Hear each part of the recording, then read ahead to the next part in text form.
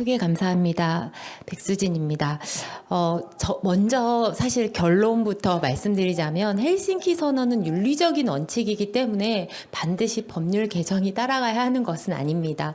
다만 연구 윤리 의 패러다임이 바뀌고 있고 그에 대한 윤리적인 원칙도 바뀌는 논의들을 했고 그거에 대한 국제적인 합의를 이루었기 때문에 우리도 우리 법이나 정책의 방향이 그 흐름과 적절히 잘 가고 있는가를 점검해 보고자 하는 시간으로 마련을 하였고 때문에 법률의 개정 내용이라든가 이런 것들의 구체적인 제안을 드리지는 않는 시간입니다. 그래서 저는 발표 시간 내에 가능한 한 핵심적인 내용들 중심으로 말씀을 드리도록 하겠습니다. 먼저 김옥주 교수님께서 말씀을 해주셨지만 저희가 생명윤리법에 요구되는 변화의 내용을 보기 위해서 특별히 좀 짚어봐야 될 개정의 의의와 방향을 다시 한번 조금 짚고요. 그리고 이렇게 상황이 이렇게 돼서 연구의 유형들은 어떻게 변화하고 그 패러다임의 변화의 특징은 무엇이고 그에 따른 우리 국내 현황에서의 조금 문제점으로 고려해야 될 사항들 그리고 그에 따라서 저희가 앞으로 좀 과제로 삼아야 할 것들에 대해서 말씀드리도록 하겠습니다. 먼저 헬싱키 개정의 방향과 의의입니다. 너무나 여러 번 나왔기 때문에 다들 아시겠지만 13년 개정 이후에 연구의 변화, 흐름, 연구가 어떤 방향으로 변화하고 있는지 그리고 그것을 큰 영향을 주는 환경적인 요소로 팬데믹 그리고 디지털 전환 같은 것들을 종합적으로 고려했기 때문에 연구의 변화라고 할 수 있지만 사실은 연구 환경의 변화, 연구에게 요구되는 사회적 환경의 변화를 종합적으로 다루었다고 볼 수 있고 그 영향에 따라서 윤리적인 원칙이 어떤 상대적인 변화가 필요한가를 고민한 지침입니다. 그에 따라서 가장 큰 특징은 주제로도 다루었듯이 서브젝트를 파티시펀트로 능동적인 주체로 보았다는 것입니다. 사실은 그동안 피험자라는 표현을 썼고 이것을 조금 더 이렇게 수직적인 관계를 조금 완화하는 표현으로 대상자라는 표현을 썼었는데 이제 참여자라고 바뀌었습니다. 어떤 분이 그러시더라고요. 여기서 공동연구자가 연구참여자 아니냐라고 우리는 보통 공동연구원의 연구참여자라고 말했기 때문에 이제 수직적인 관계를 넘어서 수평적인 관계가 됐기 때문에 연구의 대상자가 아니라 연구에 함께 참여하는 마치 아이디어도 뭔가 물어봐야 될 것 같은 교류의 대상인 것 같아지는 굉장히 수평적인 관계로 바뀌었다는 거죠. 이것은 그동안 연구자가 가졌던 오소리티라고 그럴까요? 사회적인 지위나 그들의 지식에 대한 존중, 예전에 상아탑이란 표현이 있었지만 요즘 잘 안 쓰잖아요. 그런 것처럼 어떤 연구가 그들의 굉장히 전문적 지식에 의해서 사회가 주도되어 왔던 것들과 달리 그 연구의 대상이 되는 사람들이 뭔가 착취의 대상이거나 뭔가 대상화돼서 존엄이 해쳐질 것 같은 위험 등에 대한 연구들이 많았는데 이제 그거보다는 개인의 권리가 강조되는 상황에서 좀 더 능동적인 참여자고 내가 이 연구에 참여할지 말지 지속적으로 참여할지 그만둘지 이런 것들에 대한 참여 결정을 할 권리가 있다라고 보는 것이죠. 그리고 또 하나 여기서 더불어 중요한 것은 인간 대상 연구 우리가 소위 말하는 직접 연구 대상자를 다가 어떤 인터벤션을 넣어서 중재를 하는 그런 직접적인 연구 외에도 생명윤리법상은 사실은 이미 10여 년 전에 도입이 돼서 전부 개정 이후 개인정보의 이용 연구도 인간대상 연구에 포함됐는데 그것이 어떻게 보면 저희를 따라한 것 같이 헬싱키 선언에서도 개인 식별 정보를 이용할 수 있는 연구 그리고 인체 유래물 연구 잠재적으로 조사 분석을 통해서 유전 정보와 같은 개인의 생물학적 특성을 가진 정보를 다루는 연구들도 모두 다 의학 연구의 범주로 확장을 해서 단지 서브젝트인 인간 대상이 아니라 그 참여자가 연구에 인벌브 되는 모든 의학 연구로 확장을 했습니다. 이것은 또 하나 중요한 이 대상자가 특정 환경, 임상 환경에서 만나는 의사와 환자의 관계가 아니라 그 사람, 저는 환자일까요? 건강인일까요? 지금 여기서는 건강인으로 분류되지만 저도 병원을 다니거든요. 그러면 여기 누구나 환자이고 때로는 건강한 저환자로 어느 그룹핑에 따라서 달라질 수 있기 때문에 이런 의학연구 의학연구라는 목적을 위해서 환자라고 하지만 정말 모든 인간이 참여할 수 있고 그것을 위해서는 동일한 조건에서 존중과 보호가 필요하다라는 것이 아주 큰 특징이라고 할 수 있습니다. 또 하나 같은 맥락에서 취약한 집단이 아니라 취약성 자체, 취약성을 그 연구 환경에 대한 대상자라고 하네요. 저도 참여자의 입장에서 그 취약성을 판단해야 된다라는 것이 굉장히 큰 특징이라고 할 수 있겠죠. 그래서 김옥주 교수님께서 굉장히 많이 강조를 해주셨기 때문에 저는 다시 강조를 하지는 않겠지만 그만큼 연구 참여자의 권리가 존중돼야 되는데 그 권리가 중요하기 때문에 그 권리에 부당한 영향을 미칠 수 있는 취약성에 대한 판단을 맥락적으로 파악하는 것이 중요하겠다라는 것입니다. 그리고 그렇기 때문에 능동적인 참여자로서의 존중이기 때문에 그 사람이 무조건 보호돼야 될 사항이 아니라 그 사람이 오히려 이익이 된다면 적극적으로 참여하게 하는 것들이 필요하겠죠. 근데 의료윤리에서 굉장히 환자-의사 관계에서 우리가 수직적인 관계를 이야기할 때 파터널리즘 이야기를 많이 했던 것처럼 연구자도 특히 지금은 IRB 위원들이 굉장히 파터널리즘적인 시각을 가지고 있습니다. 그런데 이것에 대해서도 취약한 그룹이 따로 정해진 게 아니라 연구 맥락상 이 연구가 정말 이들을 대상으로 선정해서 이들을 대상으로 수행되는 것이 맞겠느냐에 대해서 능동적인 참여자 주체의 권리 입장에서 존중하기 위한 고려가 필요하다라는 것들을 강조했다고 볼 수 있겠습니다. 그리고 그 맥락에서 과학적인 요건도 연구에 우리가 연구 계획서를 검토할 때 일반적으로 인정되는 과학적인 원칙에 따라서 연구 계획서를 쓰고 그리고 그거에 따른 선행 연구 같은 것들이 있었는지 그리고 그 선행 연구가 지금 하려는 연구의 타당성 근거를 얼마나 제공할 수 있는지 같은 것들이 굉장히 중요했었는데 그런 것들도 과학적으로 낭비를 피할 수 있고 그게 과학 연구비의 낭비뿐만 아니라 참여자의 시간도 낭비를 하는 거잖아요. 그러니까 그런 것들에 대해서도 엄격하게 검토를 해야 한다라는 것들을 이야기하고 있고 윤리위원회의 역할 같은 것들도 강조하고 있습니다.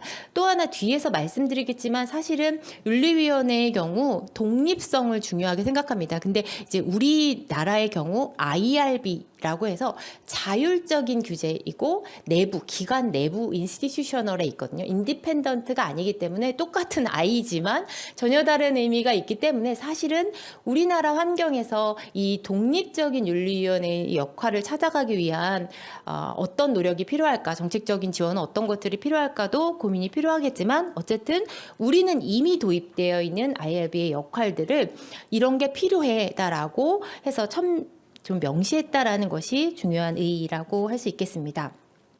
그리고 김옥주 교수님께서 말씀해 주셨기 때문에 이 부분은 조금 넘어가도록 하겠습니다만 굉장히 중요한 거는 이 자유롭고 프리 인폼 컨센트를 강조하면서 여기에 사실은 직접 연구 대상자를 놓고 설명을 할 때도 이 어디까지가 인폼드인지에 대한 고민이 굉장히 많은데 생물학적인 검체와 개인 식별 또는 재식별이 가능한 정보의 주체에게까지 인폼들을 어느 정도로 주어야 하는지에 대한 고민이 있는데 이 부분에 대해서 헬싱키 선언은 타이페이 선언에서 명시된 수준에서의 어떤 일관된 윤리적인 원칙의 적용이 필요하다라고 보고 있습니다.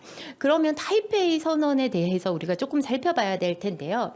타이페이 선언은 의학 연구의 윤리적인 원칙이 식별 가능성을 가진 수집, 저장, 이용을 하려는 DB와 검체의 수집 바이오뱅크에도 동일하게 적용되는 것이 결국은 디그니티와 오토노미, 뭐 프라이버시, 컨피덴셜리티를 존중해야 되는 우리가 윤리적인 원칙으로 말을 할 때 그것들을 지키기 위한 것이 동일하게 적용돼야 된다라는 것을 말합니다.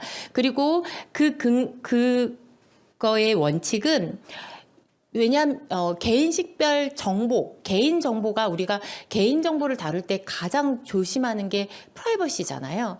그 프라이버시 침해의 문제도 그렇고 또 검체는 그 검체가 지금 당장 누구 건지 알 수 없지만 그 안에 있는 생물학적인 정보가 그게 곧 나를 연결될 수 있기 때문에 유전 정보를 포함한 개인의 생물학적인 정보를 제공한다라는 그 특성 때문에 이것이 동일한 디그니티, 오토노미, 컨피덴셜리티, 프라이버시에 대한 보호가 필요하다라는 것이 이 타이페이 선언의 굉장히 중요한 어떤 방향이고 원칙이었습니다. 그래서 동의에 기반해서 우리가 보통 오토노미를 이제 동의가 이제 수반되어야 되는 것으로 하기 때문에 동의가 원칙이 되어야 된다. 다만 DB라는 것이나 바이오뱅크는 지금 당장의 목적이 구체적으로 인폼드할 만한 인포메이션을 제공할 만한 충분한 설명을 제공할 만한 목적이 명확하게 있는 게 아니라 굉장한 포괄적인 목적의 사용이 가능하기 때문에 이런 포괄적인 설명을 위해서는 구체적인 연구의 목적은 아니더라도 이 DB를 왜 운영하는지, 이 바이오뱅크는 왜 설립되었는지 이런 DB와 바이오뱅크의 설립 목적이 연구자의 목적인 거죠. 우리가 연구자를 보고 줄 수도 있는 것처럼 연구의 구체적인 목적은 아니지만 DB와 바이오뱅크의 목적을 설명하고 그걸 위해서 지금 다루는 정보의 특성과 검체의 특성, 그리고 그걸 수집, 보관, 저장, 이용할 때에 정보 주체가 가져야 되는 위험에 대한 것, 그리고 이걸 가지고 있다가 생길 수 있는 인시덴탈 파인딩 같은 것에 대해서 우리가 다시 제공할지 말지. 그리고 또 하나 중요한 것은 우리가 이 DB나 바이오뱅크는 어떤 적절한 관리 체계 안에서 지속적으로 데이터가 관리되는 것이기 때문에 이때 개인정보를 우리가 어떻게 보호할지, 그리고 만약에 식별 불가능하게 처리를 한다면 당신의 권리도 이제 스탑. 네. 동의 철회가 안 된다라는 상황까지를 고려해서 무조건 동의 철회를 해주는 게 아니라 우리가 연결을 할 때 전제의 동의 철회이기 때문에 만약에 식별 불가능하게 처리된 상황에서는 동의 철회가 유효하지 않다라는 것들에 대한 설명, 그리고 그 DB와 바이오뱅크가 지금 저희 생명윤리법은 사실 질병의학 연구에만 좀 초점이 맞춰져 있는데 만약에 상업적인 연구다라고 할 때는 그런 거에 대한 이 상업적인 목적과 사용 범위, 이익 공유, 지식재산권 같은 것들의 문제도 필요한 경우 그 DB와 바이오뱅크를 운영한 주체가 동의를 받아라라는 것들을 그런 것을 동의받는 게 연구에 대한 방법, 위험, 이런 연구자가 연구 프로토콜에 있는 내용의 동의를 받는 것보다 DB와 바이오뱅크를 운영하는 자가 동의를 받는 것이 중요하다라고 하고, 그리고 그걸 위해서는 그 DB와 바이오뱅크를 운영하는 거버넌스가 신뢰를 확보할 수 있도록 투명하게 공개적으로 운영돼야 되고 책임성을 갖는 게 중요하다라는 것들을 강조하고 있습니다. 그리고 더불어 WMA에서는 이 타이페이 선언에서 제안하는 것이 각국에서 개인정보나 인체 유래물을 다룰 때 적절히 보호될 수 있도록 관련 법률이나 정책을 수립해 줄 것을 촉구하는 것으로 마무리를 하는 방식으로 돼 있습니다. 때문에 이 타이페이 선언의 영향을 존중하라는 것은 동의에 기반하지만 어쨌든 그 DB와 바이오뱅크의 목적과 이런 것들을 투명하게 윤리적으로 운영해서 그게 내가 동의할 수 있는, 참여자로서 동의할 수 있을 때 동의를 받고 그걸 철회할 수 있을 때 어떤 적절한 권한 관계를 가지라는 것이 이제 타이페이 선언의 주요한 내용이라고 할 수 있습니다. 그러면 연구의 유형은 어떻게 바뀌고 있는지를 잠깐 살펴보도록 하겠습니다. 연구 참여자를 포함하는 의학 연구의 유형은 전통적인 임상시험에서 의뢰자 주도 또는 연구자 주도로 표현되는 임상시험이 있고, 최근에는 임상시험의 대상자를 그대로 이용해서 이 임상시험에 참여했던 사람들의 검체를 그대로 모집해서 탐색적인 연구를, 사실은 목적은 다르죠. 임상시험의 목적과는 다르지만 그들을 이용해서 탐색적인 연구를 하는 것들이 굉장히 많이 글로벌 연구에서 추가되고 있고요. 그리고 과거에는 환자에게 지금 뭔가 영구적 시도가 필요해라고 하는 것이 목적이었다면, 지금은 건강한 지원자를 포함하는 연구까지 늘어나고 있고, 직접 연구 대상자로부터 뭔가를 중재하기보다는 그 전에 충분히 할 수 있는 거는 이미 있는 리얼 데이터를 가지고 하는 게 더 좋아라고 하는 측면에서 DB를 이용하는 연구도 굉장히 많아지고 있습니다. 그리고 생물학적 검체를 이용하는 연구도 굉장히 많아지고 있고, 그리고 이런 연구가 복합적으로 설계되기도 하고, 지금은 목적이 없지만 또는 목적이 굉장히 글쎄 하다 찾아볼게 라고 하는 방식으로 코호트나 집단만 설정하고 비중제 관찰 연구를 하면서 탐색 연구를 하는 방식으로 굉장히 목적이 열려있는 연구로 가고 있습니다. 그러면 생명윤리법에 따른 연구는 어떨까요? 인간 대상 연구, 인체 흐름을 연구, 자녀 배아 연구, 체세포 복제 배아 연구, 단성식 배아 이런 식으로 구분이 되고 있습니다. 이 특징은 연구의 대상과 목적, 연구자의 의도가 그 목적과 대상에 따른 연구자의 의도가 과학적이고 윤리적인지를 보는 게 중요하다. 생명윤리 및 안전에 관한 법률은 그것을 채택하고 있습니다. 그래서 생명윤리법의 유형은 좀 범주가 좀 다르죠. 그래서 이런 것을 지금 이제 앞으로 패러다임은 그럼 어떻게 변화돼야 하는가? 헬싱키 선언에서도 이미 이야기를 했듯이 단순히 휴먼 서브젝트 지금 내 눈앞에 있는 연구 대상자가 아니라 그 사람이 가지고 있는 이 리얼월드의 수많은 데이터, 그리고 그 사람이 제공할 수 있는 유전적인 정보를 포함한 머티리얼까지 연구의 대상이 확대되고 있습니다. 그리고 환자라고 지금 상황에서는 환자이지만 사실 그냥 일반 휴먼의 상황에 따른 판단을 굉장히 요구하고 있고요. 그렇기 때문에 연구의 대상이 확대되고 있고, 이 연구의 대상의 확대는 곧 연구자의 범주도 확장시키고 있습니다. 지금 임상 현장에서 환자를 만나는 의사가 이중적인 역할로서 인베스티게이터면서 피지션의 역할을 하는 것이 윤리적인 어떤 판단의 좀 그 기준이었다면, 이제 의사가 아닌, 왜냐면 검체 연구는 사실은 의사보다 PhD가 훨씬 더 많이 하잖아요. 그러니까 그런 상황들, 이 연구의 범주가 데이터와 검체로 늘어났기 때문에 수많은 PhD 학자들, 컴퓨터 공학자들 이런 분들이 개입하지 않을 수가 없고, 그에 따른 연구들이 관리가 중요해지고 있습니다. 또 하나 목적이 불확정해지고 있습니다. 구체적인 목적이 아니라 포괄적인 목적으로 연구를 수행하다가 목적이 변경되거나 탐색되거나 추가되는 경우가 많고, 목적 외의 사용에 대한 관심이 늘어나고 있습니다. 그리고 또 하나 이 목적의 불확실성이 넓어지면서 연구 방법도 당연히 다양해지고 있습니다. 과거에 인폼드 컨센트에서 설명문 동의서를 하면 1번, 2번, 3번 이래가지고 26개 항목이 들어있는지 보고 확인하고 이런 것들이 체크리스트에 있었습니다. 그러나 그렇게 방법을 구체화할 수 없고 열린 가능성에서 이걸 다가가야 되는 거기 때문에 굉장히 방법론도 다양해지고, 학문적인 영역뿐만 아니라 상업적인 활용 가능성들이 높아지고 있어서 굉장히 방법도 다양해지고 있습니다. 그리고 이런 열린 과정은 결국은 연구 과정과 결과에 대한 불확실성으로 연결될 수밖에 없습니다. 즉 이런 모두가 사실은 연구를 하지만 연구자가 주도하기에, 주도권을 갖기에 불확실성이 굉장히 많고, 이거를 김옥주 교수님은 아름답게 공동의 책임이다 이렇게 표현해 주셨는데, 저는 사실은 책임의 전가다일 수도 있다 이렇게 보여지기도 합니다. 그래서 연구자 책임으로 이게 이럴 거야 라고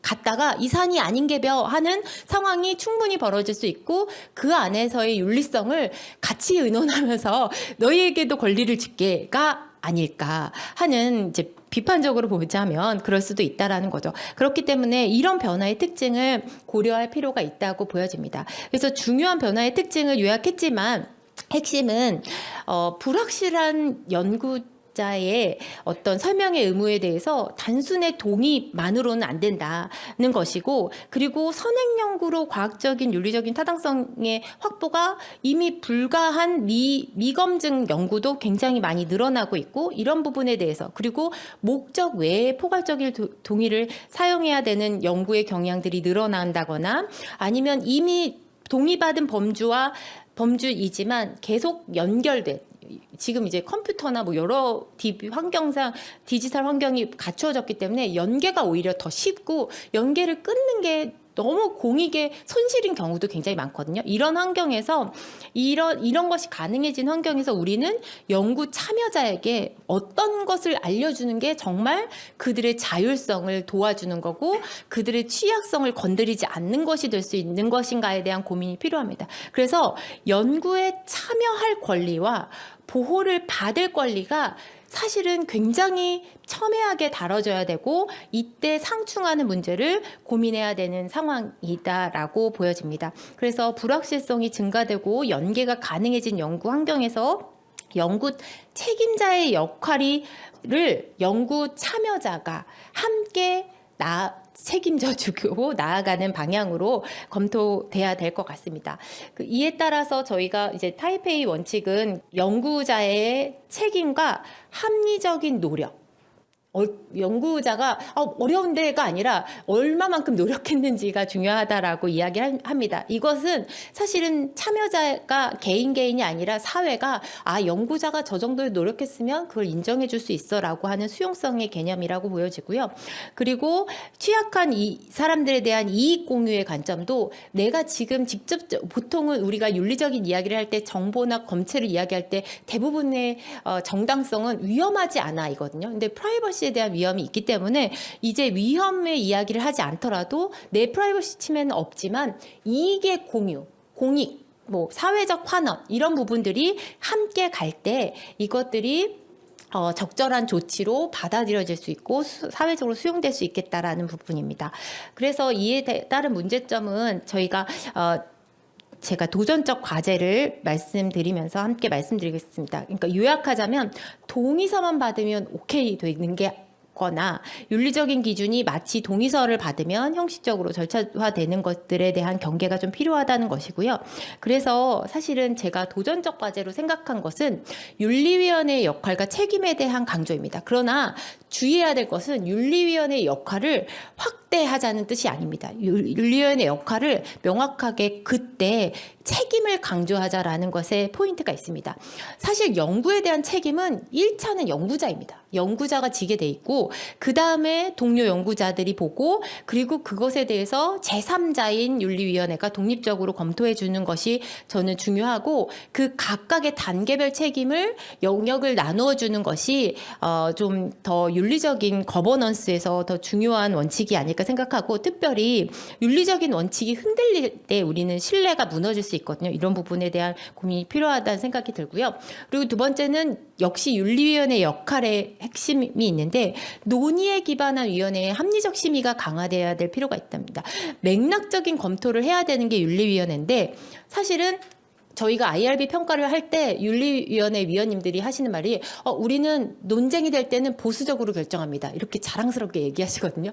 보수적인 게 윤리적인 것인 것처럼 생각하시는 경향이 있습니다. 그런데 그럴 때 사실은 연구자와 한 발짝 멀어지고 연구자들은 답답해하는 경향이 있는데, 누구도 책임지고 싶어하지 않기 때문이거든요. 근데 저는 위원회의 결정이 아니라 과정이어야 하고, 그 과정이 얼마나 합리적이고 그 과정이 얼마나 연구자 또는 연구 참여자들에게 신뢰받을 수 있는지가 중요하다고 생각합니다.